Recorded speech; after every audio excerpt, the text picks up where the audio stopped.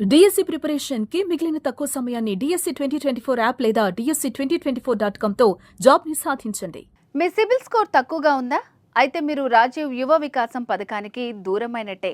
ప్రభుత్వం అందించే రుణాలను పొందకపోవచ్చు. అవును, రాజీవ్ యువ వికాసం పథకానికి సిబిల్ బాగుంటేనే అర్హత లభించనుందని అధికారులు చెబుతున్నారు. మరి సిబిల్ ఎంత ఉండాలి? ఎవరు అర్హులు?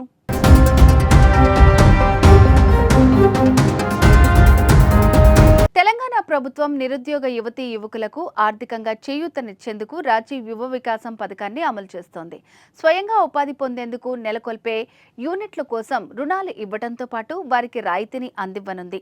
SC, ST, BC, minority, EWS కార్పొరేషన్ల ద్వారా పథకం అమలు చేయనున్నారు. యూనిట్లను 4 రకాలుగా విభజించి గతంలో కంటే రాయితీ నిధులను ప్రభుత్వం పెంచింది. యూనిట్ విలువ 50,000 లోపు ఉంటే ప్రభుత్వం 100% రాయితీ ఇస్తుంది. యూనిట్ విలువ 50,000 నుంచి 1,00,000 వరకు ఉంటే 90% రాయితీ ఉంటుంది. 1,00,000 నుంచి 2,00,000 వరకు 80% రాయితీ లభిస్తుంది. 2 నుంచి 4 లక్షల యూనిట్లకు రాయితీ 70%గా నిర్ణయించారు. రాయితీలు పోను మిగతాది బ్యాంకు రుణం ఉంటుంది.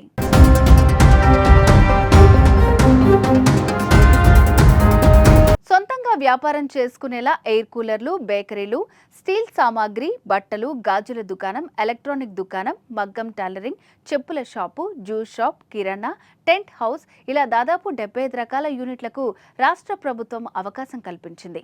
అలాగే వీటితో పాటు వ్యవసాయ రంగాల్లో ఎడ్ల బండ్లు, వేరుశెనగ యంత్రం, oil engine, air compressor, pump set ఇలా 8 రకాల యూనిట్లుగా చేర్చింది. పశుపోషణలో గేదెలు, ఆవులు, కోడిగుడ్ల వ్యాపారం, మేకలు, పౌల్ట్రీ వంటి 9 రకాల యూనిట్లు కేటాయించారు. వీటన్నిటిలో ఏదైనా ఒక రకమైన వ్యాపారాన్ని ఎంచుకోవాల్సి ఉంటుంది.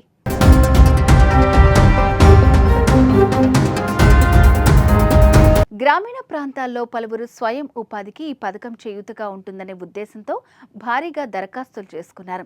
సుమారు 16 లక్షల మంది అప్లై చేశారు. అయితే వాటి పరిశీలన ప్రస్తుతం కొనసాగుతుండగా యువ వికాసం రుణాలు రావాలంటే తప్పనిసరిగా సిబిల్ స్కోర్ 700 దాటాలనే రూల్ పెడుతున్నారనే వార్తలు అభ్యర్థుల్లో అయోమయం నెలకొంది.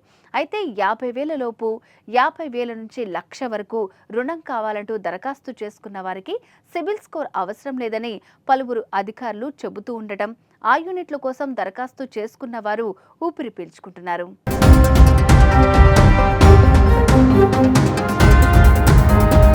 బ్యాంక్ అకౌంట్ల నిర్వహణ, రుణాల చెల్లింపు ఉంటేనే సిబిల్ స్కోర్ వస్తుంది. గతంలో లోన్లు తీసుకున్న వారు సకాలంలో రుణాలు కట్టకపోతే వారి సిబిల్ స్కోర్ తక్కువగా ఉంటుంది. వీరికి పథకం అమలు కాదు.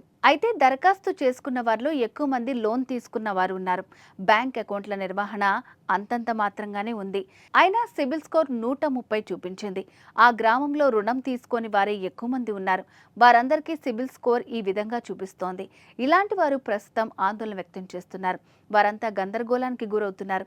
ఎన్నో ఆశలు పెట్టుకుని అప్లై చేస్తే సిబిల్ స్కోర్ రూల్ అమలు చేయటంపై అసంతృప్తి వ్యక్తం చేస్తున్నారు. మరి ప్రభుత్వం వీటిపై ఎలా స్పందిస్తుందో చూడాలి.